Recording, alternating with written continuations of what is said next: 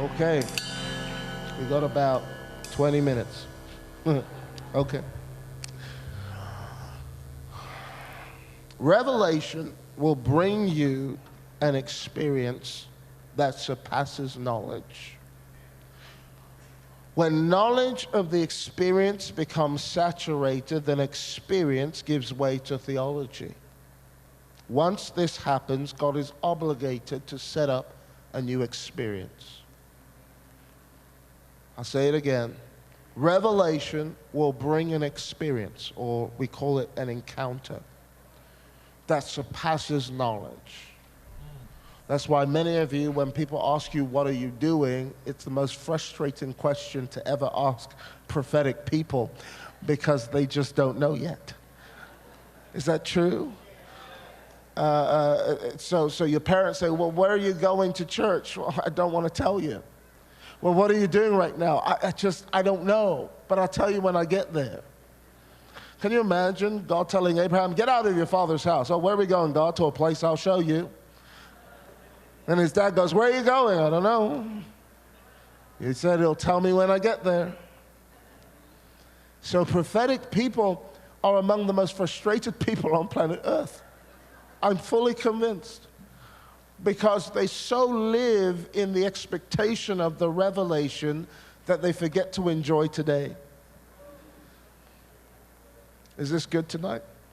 Revelation will bring you an experience that surpasses knowledge. When knowledge of the experience becomes saturated, then the experience gives way to theology. Once this happens, God is obligated to set up a new experience. So we had the experience of healing with the healing revival, and then healing gave way to theology. People started teaching healing more than healing. Are you hearing this? Then we have the prophetic revival, and the prophetic restoration is in danger of the same thing happening that happened in the healing reformation. Everybody's teaching prophecy, nobody's prophesying. And once the experience becomes saturated with knowledge, God is obligated to set up a new experience. The issue is, because the experience surpasses the knowledge of the lost experience, theology in the minds of those who live by the old experience gives way to religion. Religion is what happens when revelation expires. Wow. Say that. Did you get that? Come on. Every new move of God is doomed to be criticized by an old move of God.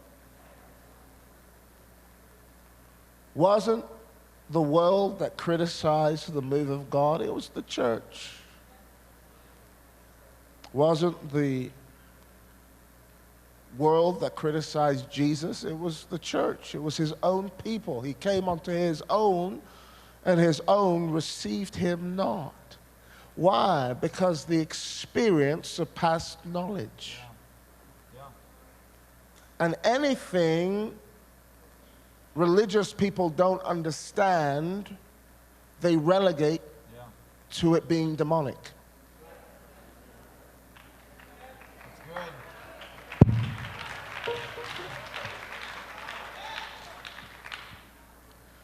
good.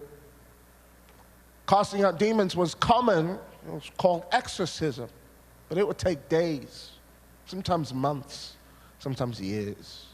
Jesus shows up one day, looks at the devil, and goes, hey, get out. Threw him to the ground, and the demon walked out the room. Said, I'm out. Didn't even argue. Yeah. The religious people looked, because it surpassed their knowledge. Right. They looked in their book, and they said, where is that in the Bible? And Jesus looked at them and said, well, where are you in the Bible?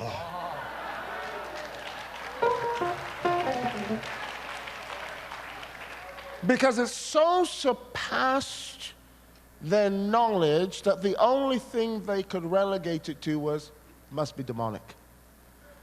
He must be casting out demons with the help of demons.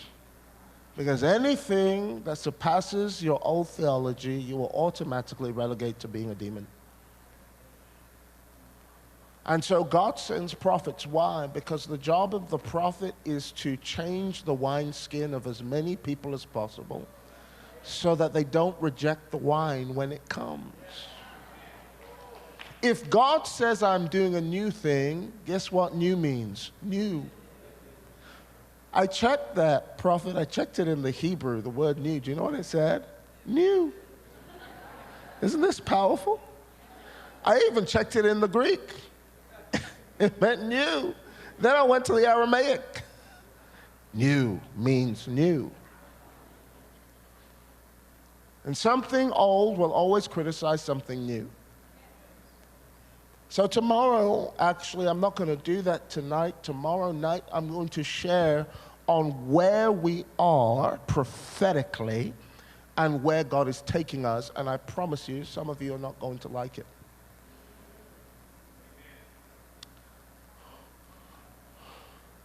So if you're feeling a little bit of a religious shaking going on the inside of you right now, we'll get rid of it tomorrow.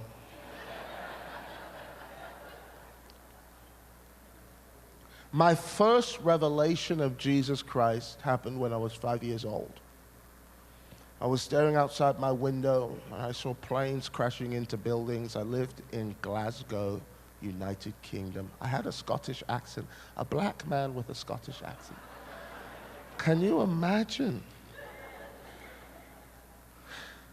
Have you ever watched Braveheart? Mel Gibson. That was me. So what's your name? My name is Tomi, from Scotland. None of you understood that, did you? That was me. I was 5 years old looking out my window in Scotland and I saw planes crashing into buildings. I had asthma. I had a leg disease called rickets where my bones were like boomerangs. And I was an overweight child because when you don't move, you eat. When you eat, you put on weight. My wife says nothing's changed. She's giving me that face like, yep, you're still eating. So anyway, I'm sitting there and staring out the window. I see planes crashing into buildings. I see things falling out of the sky. And as I'm seeing this, I hear this song. Oh, when the saints go marching in. Oh, when the saints go marching in. I want to be in that number. When the saints go marching in. And when I heard it, I looked around and nobody was singing. And I don't know why, but in my 5-year-old mind, I knew it was the angel singing. And I heard a voice, and it said, one day you're going to lead my saints in. That was the day God marked me. Did I get healed? No. Did I still have a leg disease? Yes. When I was 15 years old, I had a dream. I failed my exams. And that may not sound like anything too important unless you come from a Nigerian home. Failing your exams, who here is from Nigeria? Are there any Nigerians in here too? There's always a Nigerian somewhere. There we go, come on. There we go, I told you. I failed my exams, and these exams would determine not just whether I went into higher education or what you call a state school. It would also determine whether or not I got to still be a part of the Arayomi family tree. Because Nigerian parents are strict. Every Nigerian parent has the same parent. We all laugh about it. We all joke about it. Because our parents all sound the same and do the same thing. And so here I am, I'm doing this exam, and I completely fail. I failed so bad, I was lucky I spelt my name right. I got home petrified. My parents beat they beat the devil. If there was a devil in us before it was gone by the time they were done. My parents would play ping pong slap. And some people have one really disciplinary parent and one kind of, both my parents were disciplinarians. So one would clap me, I'd fly to the other would clap me, and then they'll just be playing ping pong back and forth. And I'm a twin, and our nickname was Tweedledee and Tweedledum. How many of you have heard Tweedledee, Tweedledum? Because we were both chubby, we were both big, and I had the leg disease, and so we were called Tweedledee and Tweedledum. Why? Because every day in school, you'd go to school and you'd see the school exam results, and the teachers were so wicked, they put our results on a public wall. And right at the top, you'd see the A-star students. Right at the bottom, you'll see the U student. U in England means ungradable. And right there, I have to lie down on the floor just to find my name there. And so I came home, my parents were so upset, I sat down in the garden and I said, God, if you don't show me who I am tonight, I'm gonna kill myself, because better I find you than I meet my parents. It was real. It was the most desperate cry I ever cried. And as I'm crying this cry, I didn't know that my twin brother, Tweedledum, was crying the same cry across the other side of the garden as Tweedledee. So here's Tweedledee and Tweedledum both crying to God, God, if you don't show us who we are tonight, we're going to kill ourselves. Same prayer. That night, I had another revelation. Somebody say revelation. Came to me in a dream. And in this dream, I was crawling through a hatch, a tiny hole in my house. Now, when I say I was overweight, I mean I was big. So crawling through this hole in this dream was impossible without some elbow grease. I was so glad when I squeezed my body out the other side of this hole, because I thought I'd get stuck in there. Finally come out the other side, I see myself standing on a stage, thousands of people as far as the eye could see, and I see me on a stage, but I'm skinnier, I'm taller, my legs aren't like boomerangs, they're straight, and I'm doing, all I know is I'm shouting at the people. I didn't know what preaching was. I was raised a Catholic, so I was the candle boy in church. That was it. That was my theology, Catholic. So here I am shouting at people on this stage, and as I'm shouting at them, these clouds of glory, rainbow clouds are touching the people, and then I'm transported. The Tweedledee is transported onto the stage to see Tweedle-me, the new me. And I'm there, and he's there. And all of a sudden, I'm thinking, wow, he's famous. That's all I thought in the dream. I said, wow, he's really famous. Look at all these people. And as I was listening, it was like a football match. They were chanting. And I said, what are they chanting? What is that? They were like, Jesus, Jesus, Jesus. And I got so angry, I said, it's not Jesus on there. It's Tomi! And I'm shouting, I said, Tomi's there, not Jesus. All of a sudden, this being of pure light shows up in the corner of the room in this dream. And he said, my son, you asked me, and this is what I've called you to. I open my eyes. My twin brother opens his eyes. I sit up. My twin brother sits up. We turn on the light at the same time. We see each other. At the same time, we say, I had a dream. You had a dream. I had a dream. Do you have a dream? Okay, you tell me yours. He said, I crawled through this hatch in my house. I was so glad to get on the other side. Then all of a sudden, I was transported onto a stage, and I saw me shouting at people, and they were saying, Jesus, Jesus, and I got so angry because it was Tomi up there, not Jesus. And then this being of light showed up in the corner, and at the same time, we both said, he said, my son, you asked me, and this is what I've called you to. 15 years old, my brother gave his life to Christ right there and then. He went to a church, got saved, Holy Ghost filled. Next day, my brother is in school preaching. Now, you don't know, don't clap, it wasn't a good thing. Because I'm an identical twin. I don't need that PR. So here's my brother, and he's now preaching. He's telling people about Jesus at 15 years old. And I remember one day I'm in class, I'm sitting down, and I look outside, and this beam of light, the clouds just open, this beam of light just shines onto my brother. And I'm like, he thinks he's the Messiah. Because he's sitting there, and there are these kids sitting around him, and he's having a Bible study on the playground. I'm just sitting there thinking, he thinks he's the Messiah. Who did he think he is? He's telling them about Jesus, telling them about his dream that he had, his experience. He had no theology. He just had an experience that surpassed knowledge. And he tried his best to put it into the words that he could put it into without fully understanding it. So he's explaining it to people, what's happened to him. And I'm like, oh my goodness, this guy has been transformed. Now, you could tell the difference between me and my twin brother. Can I tell you how? He got A grades, I still got U grades. His grades went up, my grades went down. Then I became Tweedledum, and he became Tweedledee. That's how it happened.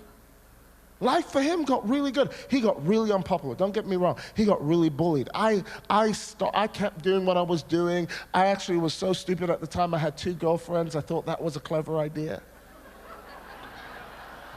It really isn't. It's not.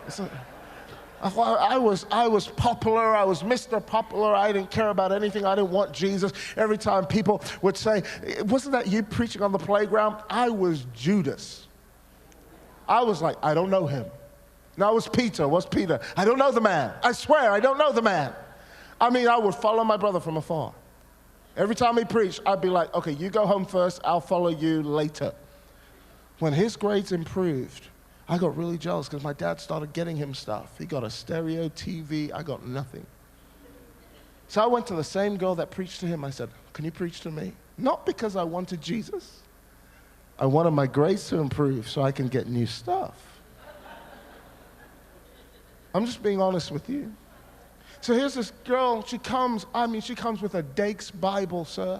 Dakes, you know the Dakes one? Because she knew this guy's a heathen and I need to save him, and the only Bible that can redeem this heathen is the Dakes Bible. So she brought her Dakes study Bible to school, and lunchtime she's preaching to me hard. She's giving it her best Joel Osteen message.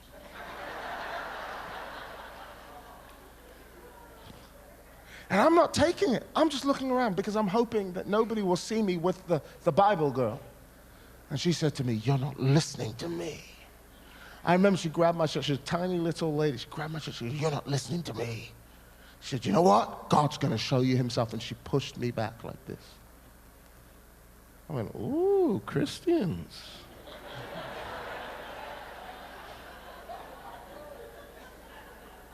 I'm telling you, you can have an experience and still live a life of sin. Do you know that? There are people in the Bible who had experiences and went back to sin. Jacob wrestled God and still carried on lying long after he told his brother, I'll come back with you, don't worry, I'm coming. And he went the other way. Because you can have an encounter and still live in sin. Encounters don't change you. Yeah. Did you know that? They give you the opportunity to be conformed into the image of Christ. Of course they do. But unless you embrace the experience, you'll never be transformed by it. That's why Jesus said, hey, he said, Lazarus said, send somebody back to tell them. He said, even if I sent Lazarus, even if I sent anybody, they wouldn't believe. Because experiences alone cannot change you. They're great, but they're not enough. So I wrestled. Finally, I came to this car journey I was in. Is it okay if I just share my story? Is that okay? And then tomorrow we can do the preaching part. Finally, I came to this car journey. I was in this car, and we were driving for ages. I can't remember. We were driving like a 3-hour journey. And as we're in this car driving, all of a sudden I start to fall asleep. And my dad's driving. My sister, my brother, and me are asleep. And as we're sleeping, I hear this voice, Tomi! I kept my eyes shut because I thought it was my dad calling me to ask me about my grades. And I heard it again, Tomi! But this time a white flash came over my eyes. I opened my eyes. I looked to the front. I said, Dad, what happened? He said, what do you mean what happened? I said, did you get hit by a speeding camera again? He said, what are you talking about? No, I didn't.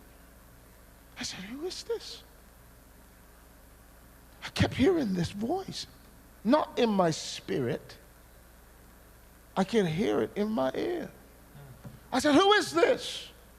He said, this is Jesus. He said, you've denied me, but today I'm going to save your life and call you into the ministry. Wow. Now I think I'm hearing voices. Let me tell you what happened. Never forget this day. 15 years old. I hear the Lord say, put your seatbelt on. Put my seatbelt on. Wake everybody up. Put their seatbelts on. Told everybody, wake up, put your seatbelts on. Everybody's looking at me like I'm crazy. Put your seatbelts on. But he does it. Then he says, now son, yell, watch out. At the top of my lungs, full of conviction, I yelled. Nothing in front of us, I yelled, watch out! My dad, so startled by my scream, switched lanes. The moment he switched lanes, 5 cars crashed into each other in the lane we had just left, including a police car. We missed it by a second. It was in the back seat of that car, that Toyota Previa, I surrendered my life to Jesus Christ.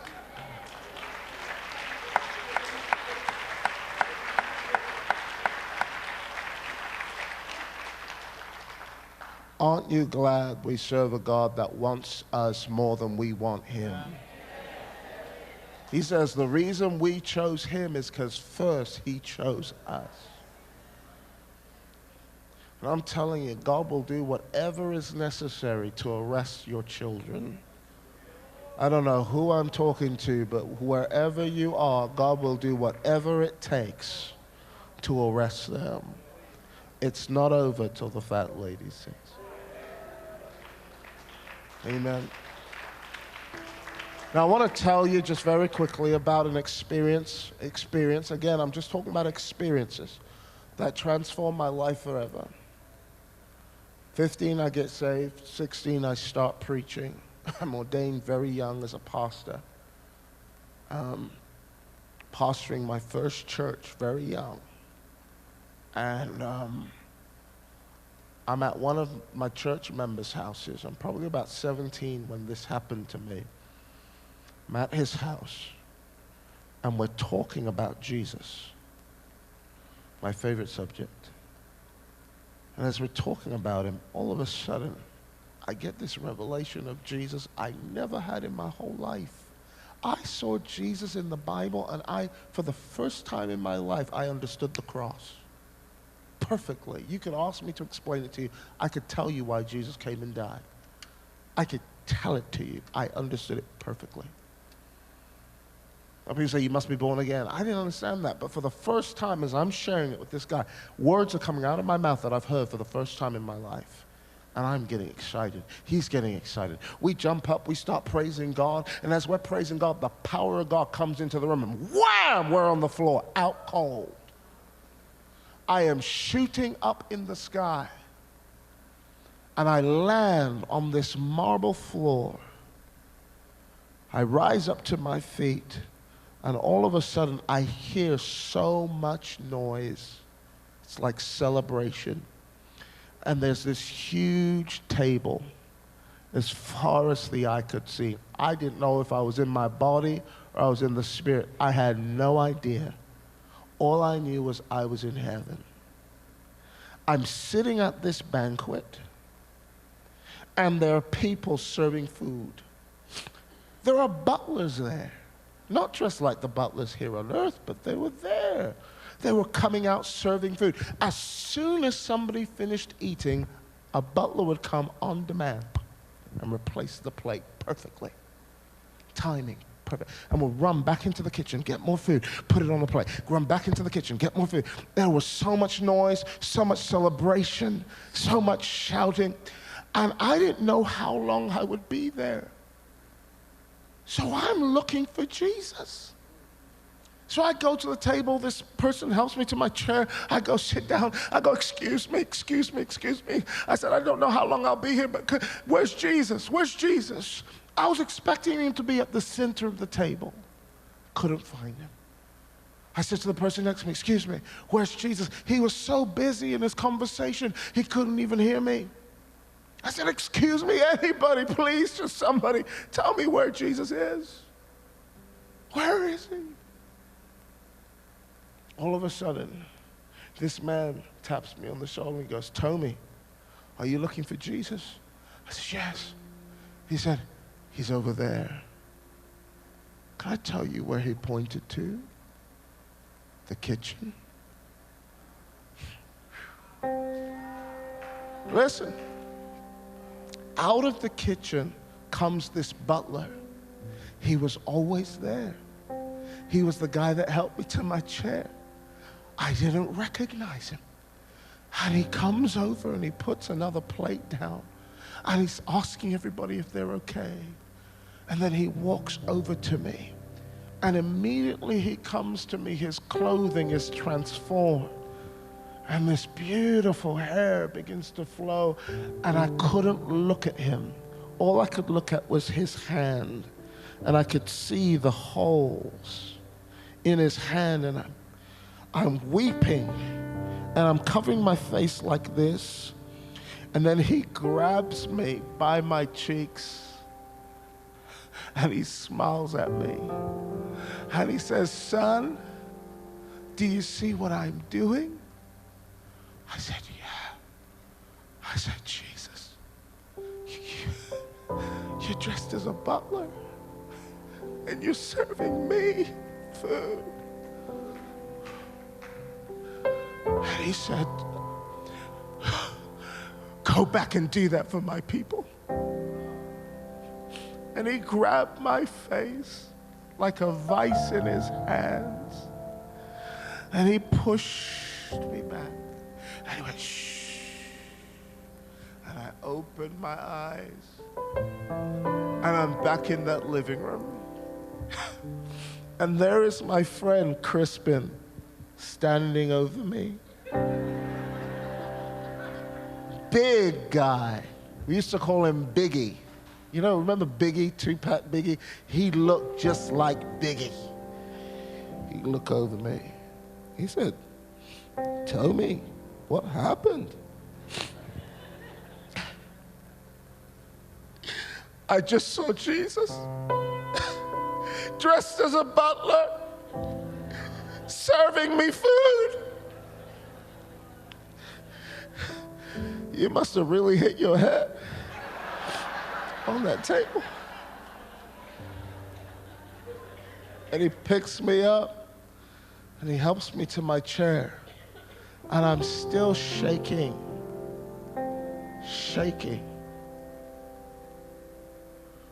And I pick up my Bible and I just throw it on my lap. And the page opened up. And I looked down at the page that accidentally opened up. And do you know what was the first thing I saw? See, it wasn't my Bible, it was a borrowed Bible, and it was highlighted in yellow. I think my mom must have done it. Don't know who. But I looked and I saw it, and this is what it said. To the one that overcomes and is victorious, I will grant him to sit at my supper, and I myself will serve him. It was in the Bible all along, and I didn't even know it was there. I said, Crispin, that's what happened. I saw Jesus dressed as a butler, serving me food. And from that day on, I decided to give him everything. Everything. Because you can't unsee Jesus dressed as a butler serving you food. Everything with God begins as a revelation.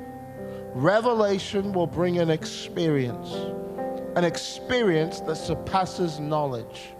When knowledge of the experience becomes saturated, then experience gives way to theology. Once this happens, God is obligated to set up a new experience. It was from the experience of seeing Jesus serve me that I became a servant.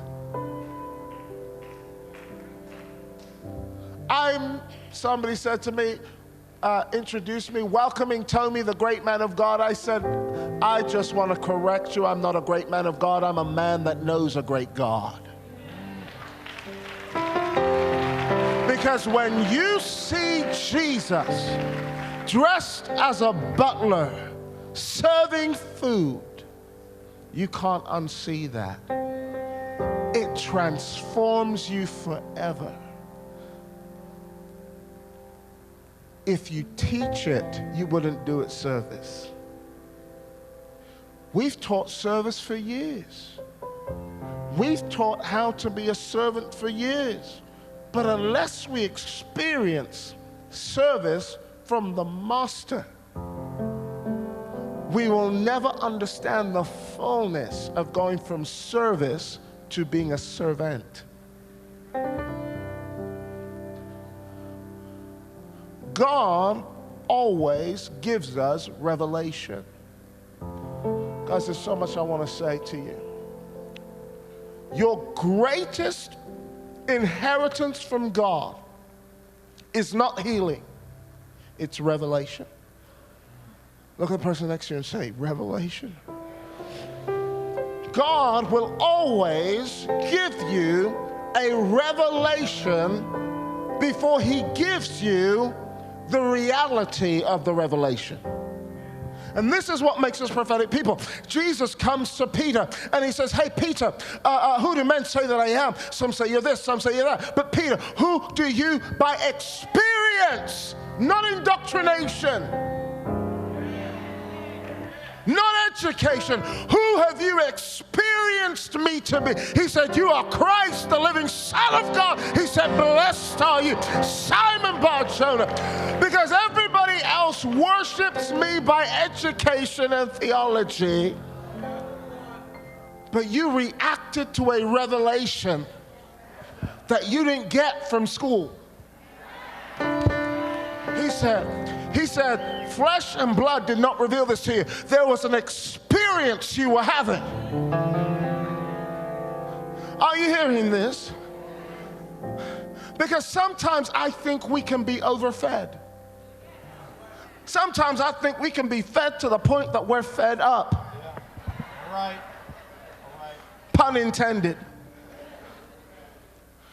And we just need a revelation of Jesus, because a revelation will take you in a second where an education can never take you in a lifetime. So blessed are you. Whoa, flesh and blood didn't give this to you, but my Father who's in heaven. Now, can I tell you, why was Jesus excited? Because demons called him the Son of God. He didn't say, blessed are you, Beelzebub. Flesh and blood didn't tell you this. Why was he excited? He wasn't excited at what Peter said. He was excited at where Peter got what he said from. Because some people get Son of God from the Bible, and that's okay. Some people get Son of God just by, yeah, he's the Son of God. I gave my life in 1999 somewhere. But Peter got it by an encounter. That no flesh and blood, no doctrine, no teaching. He had an experience that revealed the sonship of Christ to him in a moment. Everybody can worship him, but not everybody can see him. He can be right in front of you and you miss him. You can be like Jacob. Surely God was in this place and I didn't even know it, because you were so caught up in what's going on at home and who and the slow roast in the oven that you miss the encounter. Everything hinges on revelation. Look at the person next to you and say, everything hinges on revelation. Revelation is the greatest investment God ever gave the church. A church without revelation is a school without textbooks, is a hospital without medicine. It's useless. If you have theology but not revelation, useless. Revelation is the foundation stone of the church. And if you build pretty smoke machines, you build pretty lights, you get guitar and skinny jeans, you can't do that enough to replace revelation. And if we get rid of revelation, we're going to have to serve more teas and coffees to keep bums on seats. Are you hearing this? Revelation is the essential DNA of the body of Christ. It is the very purpose to which God instituted the church in the earth. So if we forego revelation, can I tell you how we forego revelation? We get comfortable with theology. We do. We get comfortable saying amen. We get comfortable playing church. You know, I shared this story. I was in a friend's house. We're all praying. Kila braso upstairs. I said, Kila braso! I open my eyes, I look around, what's that? I hear, Kila manama Sunday. I said, Kila manama Sunday! I look at my friend Fahana. I said, Fahana, what's that? I thought there was a demon upstairs. She said, what's what? Shandala babaho, shandala babaho. I said, Fahana, what is that? She looked at me, she goes, oh, that. I said, yeah. She goes, that's my dad's African great parrots.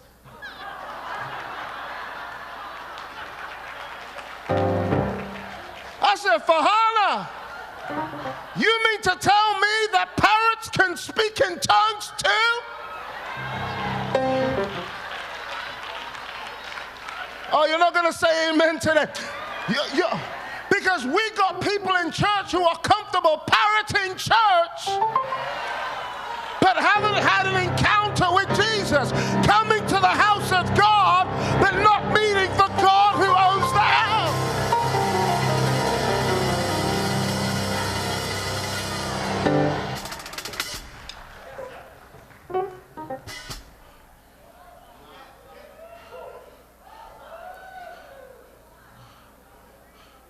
But what would happen?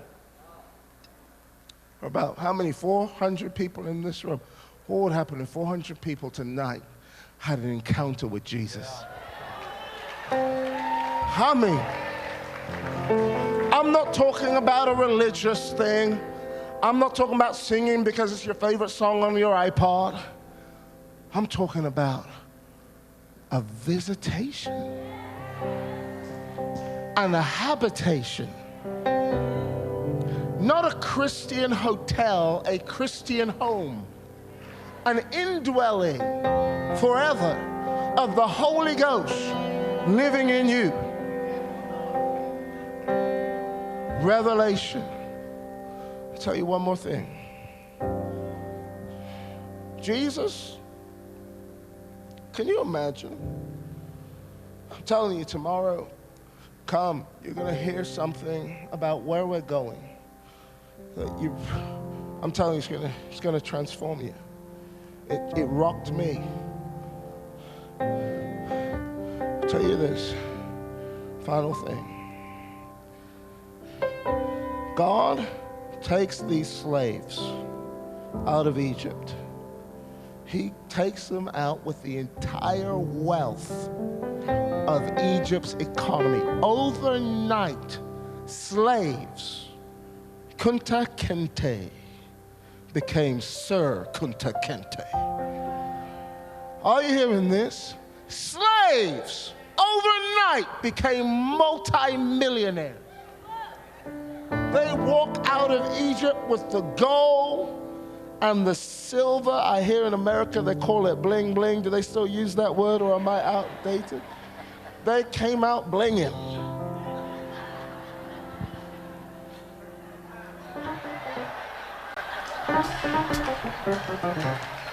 Walking different. No more Fucci, now Gucci.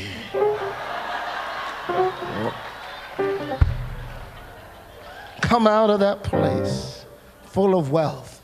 And they're saying, God, where are we going? Are we going to Dubai?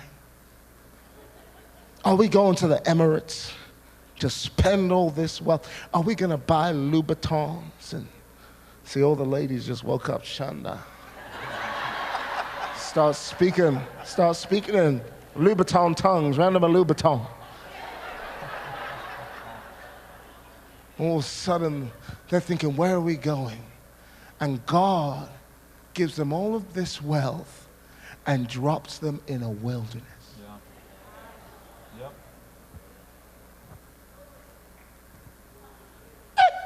What good Yeah. is wealth Wilderness. in a wilderness? Hello? No wonder they complain. I would have complained. They had an American Express card and nothing to spend it on. There are no cash machines in a wilderness. So they said, God. I mean, they got so bored with that money, they built a cow with it. What else are you going to do with gold in a desert? So I'm making this cow with gold. And God looks. He said, why did you bring us out here? Did you bring us out here to die? Would that we were back in Egypt where at least we had leeks and onions. And God said this. He said, I led you through this desert and I starved you. Oh, you don't know about the God that starves you. Oh, we haven't heard about that God. We haven't heard about the God that will decrease you to increase you. You haven't heard about the God that will decrease your income to increase your intelligence. We don't know about that God. Oh, don't get me preaching today.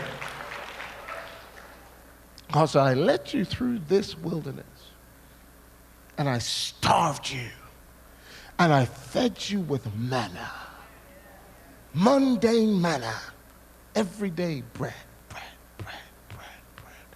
Why bread? That I might show you that man does not live by bread alone. There's a spirit in you that's starving for every word that comes from the mouth. Listen, it didn't say the book. Because you can have a theology and not have a revelation. He said, man does not live by bread, but by every word that comes from the mouth. My question is, what is God saying to you now? Revelation is the food of the Spirit. Hearing the voice of God is the food of the Spirit. And Jesus, are you hungry? Jesus said, I've eaten. Are you hungry? Jesus said, I've eaten. So what do you mean you've eaten? He said, my food and my drink is to do the will of my Father. Somebody said, tell me, how did you go to governments and how did you go to nations? How did God do it? I tell you how God did it. Revelation. Revelation. Not education. I went to university, studied law. I left in second year. I didn't have a degree. I'm the only member of the Arayomi family that has no degree. But I stood before kings, prime ministers, presidents, governors of nations. Why? Revelation. Revelation. Not education, not theology, revelation. Revelation will take you in a day where education cannot take you in a lifetime. And I'm not saying education is wrong, but you need revelation before education. That's why Paul prayed for a spirit of wisdom and revelation. Because if you have revelation but you don't have education, you have revelation but you don't have relevance. I'm not preaching tonight. Don't worry, I'm preaching tomorrow. But every revelation is for your elevation. I'm about ready to close this. Let me close it with this. Good. Look at this story. So one day, I'll give you an example. I went to Nigeria for the first time. Actually, I was born in Nigeria, but I only lived there till I was 2 years old. So I was raised in England all my life. So just last year, I was invited to Nigeria. And I was invited because a couple of years ago, I had this dream. Somebody say revelation. I tell you, God is speaking to you all the time. How many of you have dreams? Wave at me. How many of you have visions? Wave at me. God is speaking all the time. The question is, are you paying attention when he speaks? I had this dream years ago, and in this dream, candidate Obama came to me. I must have been in Fort Lauderdale at the time. And Obama comes to me in this dream. He blasts the door open of this kitchen I was eating in. And he says, Tomi, I'm going to be the first black president of the United States of America. And I was so angry with him. I don't know why in the dream I felt like he should have knocked. I did, honest to God. And I knew nothing about American politics, nothing. I felt like he should have knocked. I felt like he should have at least served everybody else food before he served himself some food. I felt like, ugh, what arrogance.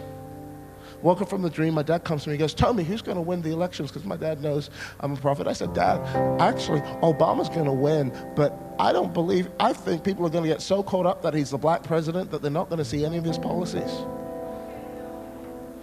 Don't shout me down because my teacher did. I said it, and I'm from England. I know nothing about American politics, but that's what I said. And my dad said, ugh, you prophets. And he was so angry. Oh, my dad kept, first black president. Became black president, great, wonderful. But he set some policies that irreversibly changed the UK in a damaging way.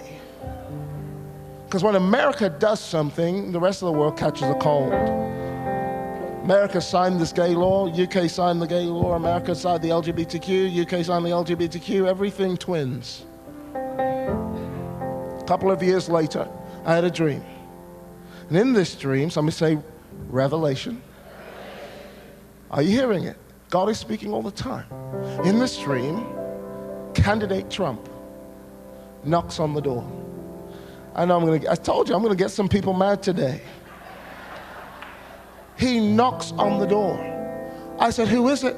He said, sir. He called me sir. This is Donald Trump. I said, come in, sir. He comes in. He says, can I get you a bowl of cereal? I said, yes, please. He pours me a bowl of cereal. I sit there. Same kitchen. Pours me a bowl of cereal. And he says, Tomi, can you do me a favor? I said, yes, sir, I can. He says, can you thank the American church for making me the president of the United States of America?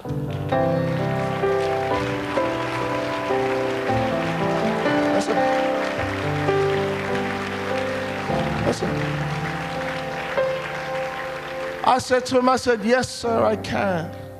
I woke up from the dream knowing exactly what to do. It was late 2015, I had this dream. I called a friend of mine who owns a large television company in the UK. And I said to him, sir, can I come on your television program? I have a prophecy for America. And he broadcasts, that station broadcasts all over the world. I said, I have a prophecy for America. And can I come on your channel? He said, yes. He said, Tomi, come straight away. He gave me a slot of airtime. He sat me down. He interviewed me for an hour. And he shared a backstory of prophecies I had given just to kind of put some credibility out there. And then he said, well, Tomi, what's God saying to you now? And I said, God said to me that Trump is going to be the next president of the United States, and he's going to thank the church for making him the 45th president of the United States of America. And he looked at me and he said, hey, he said, Tomi, maybe what God was trying to say. And he's really trying to help me. You can see, watch it, it's on YouTube. Go home, YouTube, Tomi Arayomi, Donald Trump prophecy, you'll see it right there. He really tried to help me. He was like, Tomi, maybe. I said, no, I really believe. And he's going to thank the charismatic church. And he's going to be a Cyrus for this time. And he's going to open up doors for the church to set policies again in the nation. I said this. I said this. And when I finished, the word came out and it was published everywhere. And, you know, I got so many emails. I lost so many friends. I mean, I didn't know how controversial. I didn't even know Donald Trump. I didn't know him from that dragons thing he did or whatever. I didn't follow him. I didn't follow his backstory. I didn't know about anything about him. All I knew was what God said to me. I'm from the UK. I have no interest other than what God said to me.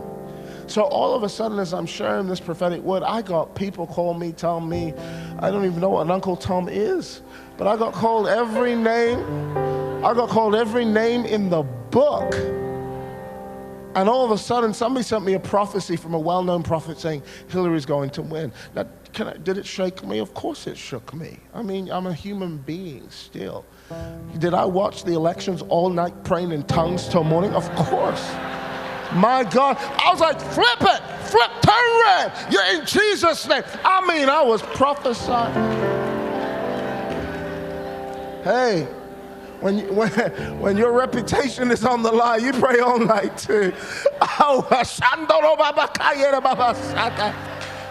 red, the blood of Jesus. Then all of a sudden, as those regions began to turn red, people began to email me, oh my gosh, your prophecy is coming to pass, your prophecy is coming to pass, it's happening, it's happening, it's happening. Then he became the president, and all of a sudden I got a phone call from a woman from the United Nations, and she said to me, she was one of the presidents, I won't say her name, but she's one of the presidents, born again, spirit-filled Christian, and she said to me, hey Tomi, how would you like to come to the UN and prophesy to ambassadors? I said, yes. Before I could even think, I said, yes. And I put down the phone, I said, what did you do? Honest to God. Honest to God. This is how it happened. Revelation. Every revelation is for your elevation. Every revelation is for your elevation. People say, I need a platform. You don't need a platform. You need a revelation. I just need a platform. Tell me, if I get a platform like you, I'll be all over the nation. No. You need a revelation. Every revelation is for your elevation. The secret things belong to the Lord our God, but the things revealed belong to you and to your children. Revelation is yours. It's not just the prophets, it's yours too. So I went to this place, and I'm in the UN, and I put my suit on, and the president, she kind of scurries me past security, opens up her badge, and there's me just walking in like who do I think I am? I'm literally like, Jesus, please get me out of here quick. You know, I saw those guards with their guns. I thought, maybe I'm going to die. Maybe they're going to realize I'm an imposter and they're going to kick me out of here quickly. Here I'm in the United Nations. They put me in the ambassador's suite where Donald Trump himself was just a week before. I'm sitting there, and I'm just like twiddling my thumbs. And then she brings this Asian couple in front of me. And she says this is Prophet Tomi. He's going to prophesy to you. I'll be right back. My throat went dry. All the saliva left my mouth. Come back. And she's already gone to get coffees for us. And they're just looking at me. And I'm looking at them. And all of a sudden, I closed my eyes and I said, God, in my spirit, I said, give me a revelation. How do you get revelation? My people have not because they ask not. I write about it in my book. I said, God, give me a revelation. Give me anything. All of a sudden, I see this picture. Now imagine this picture. I see behind this couple a nuclear mushroom cloud. And I see missiles flying from one side to the other. And I see them standing like this in between it. And I look at the wife and I see her getting these plant pots and putting them in the ground. And then on them is the letters NGO of NGOs. So I said to her, I said, I see you, and I said to the wife, I see a vision of you, and I don't know if you're a Christian or not, but I see God raising up a business on the inside of you that you're going to run NGOs that train NGOs. It's actually going to be called the NGO of NGOs. Her business is sloganed NGO of NGOs. All of a sudden she's like, oh my gosh, you know who I am? I run these NGOs, I'm the NGO. And all of a sudden I'm like, yes, of course.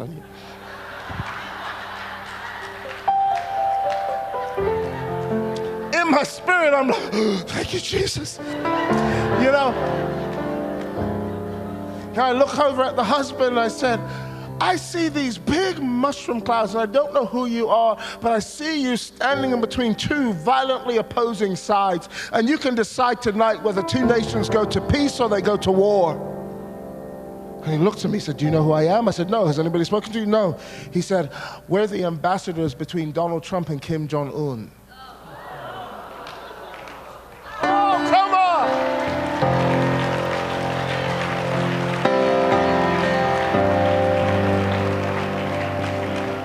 Are you hearing this? Revelation. Revelation.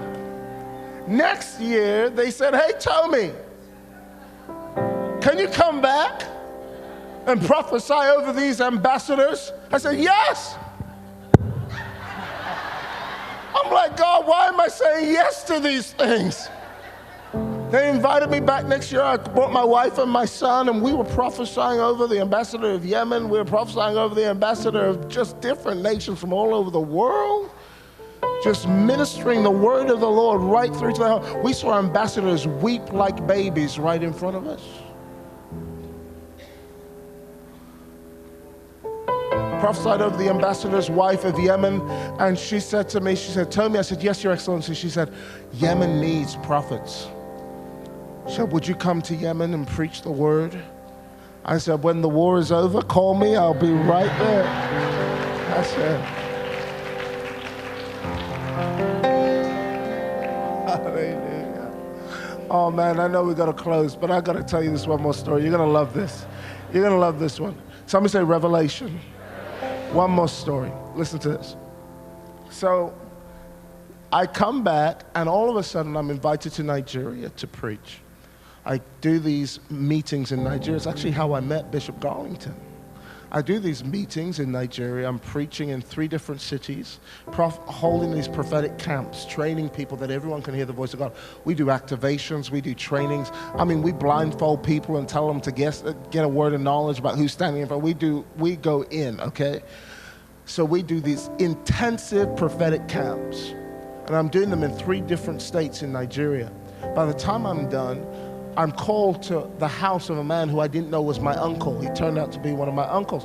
Called me to his house and he said, Tomi, and he's a wealthy man in oil. He said, Tomi, he said, I saw a prophecy you gave on Donald Trump. He said, what's God saying about Nigeria? I said, I don't know. I've never assumed myself to be Nigeria's prophet. He said, you know what, I'm going to pray tonight for God to give you a dream about Nigeria. And that night I had a dream about Nigeria. I'm not going to say what it was, but it's on my YouTube again. I shared it on YouTube, and I posted it as a private link because I wanted people to weigh it, because I'm a prophet, but I'm accountable. So I wanted people to weigh it. So I sent it to like 5 key prophets in Nigeria that I knew, and I said, could you weigh this for me? By the time a week had gone, it had gone around 50,000 times. A private link, okay? So that means 50,000 people would have shared it individually. That prophecy is now gone all over Nigeria. As it went all over Nigeria, thank God, the news people came and they ran an interview on me, and it was the national news for Nigeria. I came back to the UK. I was exhausted, glad to see my wife and my son. We were chilling in the house. Then I get a phone call. Hey, Tomi, I had a dream about you. Somebody from Nigeria. They said, I had a dream about you. And, you know, you're always teaching on revelation and taking action. I said, yes. He said, in this dream, you said, I need to go to Warri.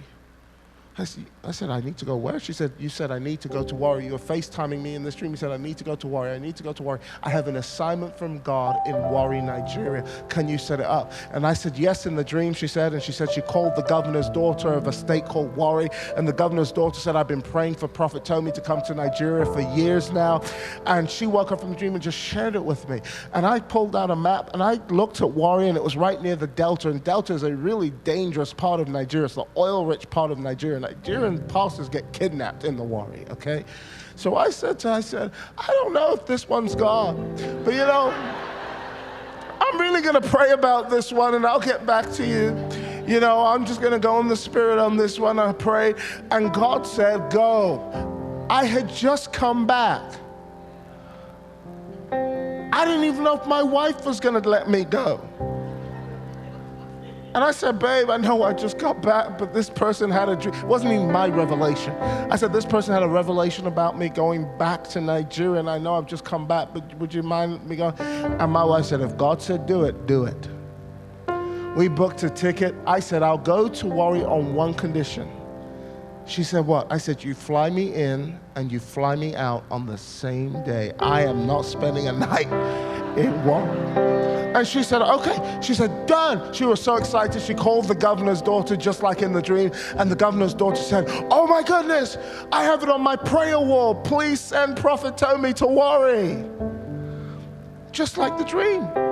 So we fly to Nigeria. The news media show up. I can't remember the channel, but they read an interview on me about the prophetic word I gave for Nigeria, which has gone everywhere.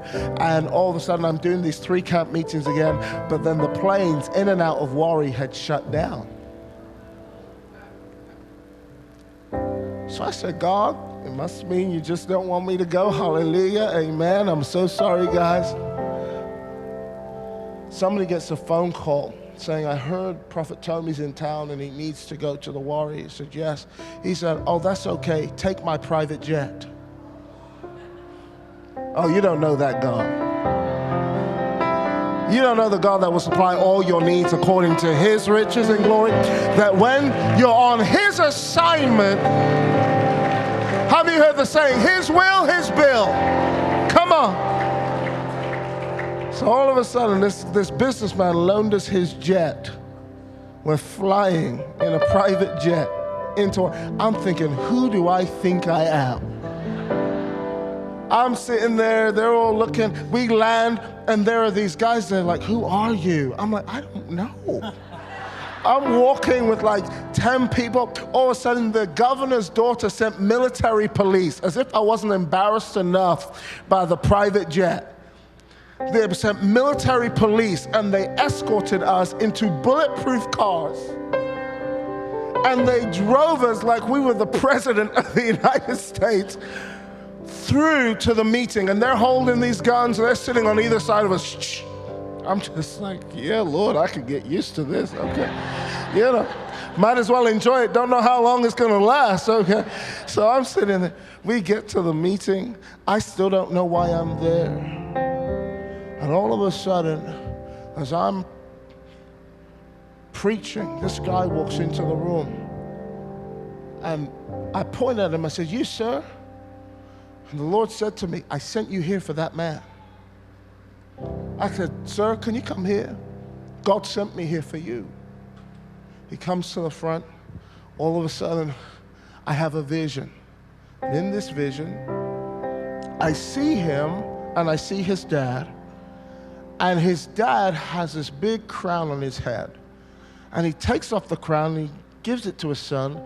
And then somebody comes and slaps the crown out of the son's hands. How do you know, if you saw that, you think you ate some gone-off cheese last night? So I'm thinking, man, I must be tripping on the cheese.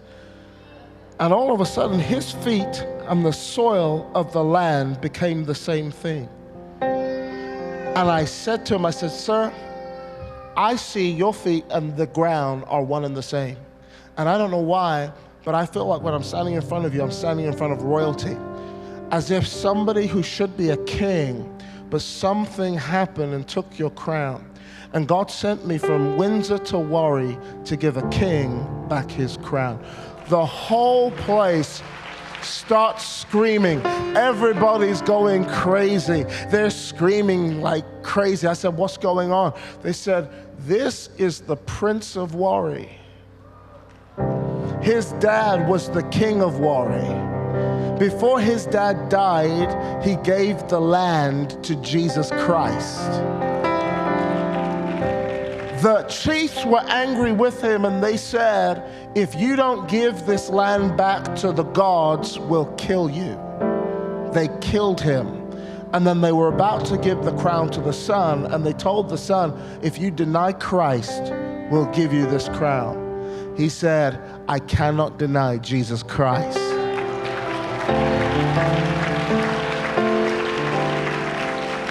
So they gave the crown to his dad's brother instead. I say this to share with you. that every revelation is for your elevation. God will give Joseph a dream. Why? Because the revelation itself has the capacity, like a helium balloon, to elevate you out of the prison and into the palace in a moment. And all you had to do was be a revelation carrier. God is going to raise up secret keepers, revelation holders, people who carry truths that nations have need of are in this room right now. Look at this. Wave at me if God told you Donald Trump would be president. Look all over this room. Look at it. Look around. Look around. What did you do with it?